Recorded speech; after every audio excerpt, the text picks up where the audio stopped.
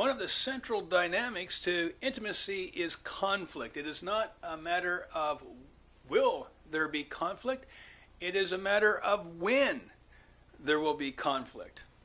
Now, I will tell you this right now at the beginning. If you see conflict as a way of getting your own way, then I think you should turn this off, go do something else, and save your time, because conflict is not a way to get your own way. Conflict is something that is there. It's a dynamic of the human condition, and it's so we can resolve things, so we can have a pure and good and healthy and loving existence.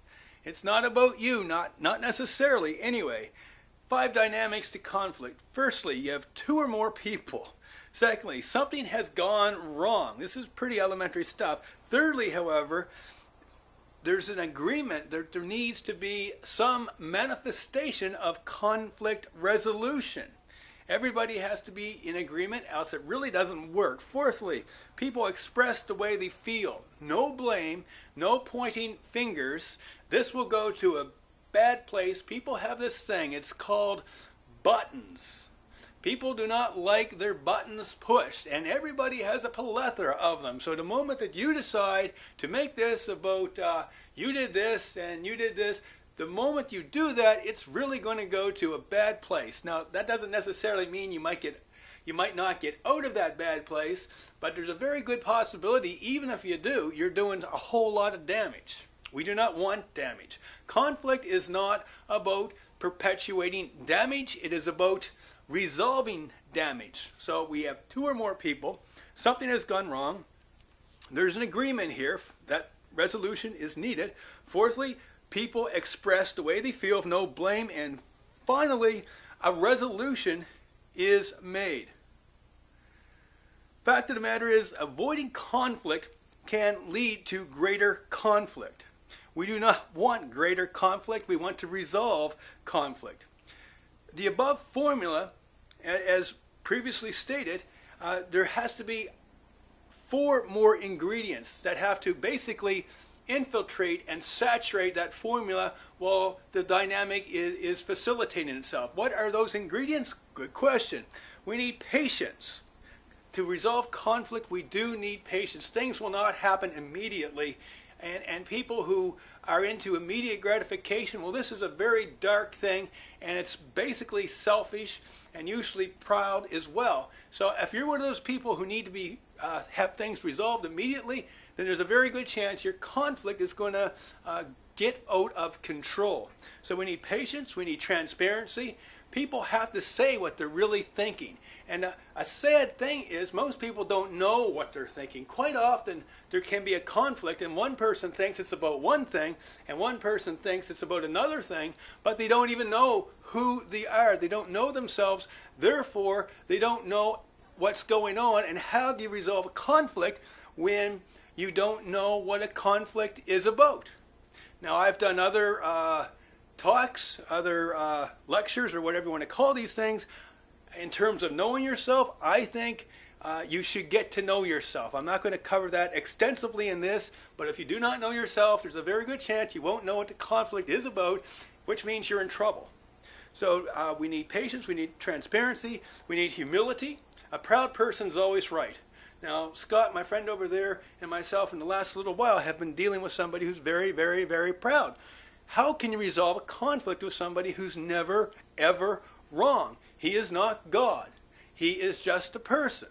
And once you discover that somebody is never wrong, that it's always about them rather, that is the time that you should take a serious look into that relationship, because a relationship that volatile is probably going to go into a very volatile place.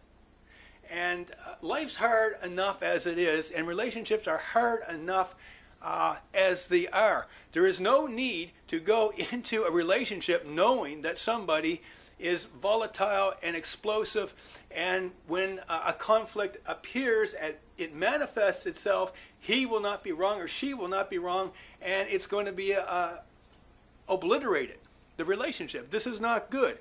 Choose your friends carefully. Choose your lovers carefully. Choose everybody in your life carefully. Life's too short to be battered around. So we need patience, we need transparency, we need humility, and we need a giving spirit. People who resolve conflicts the quickest are people who are true lovers. Picture this, for example.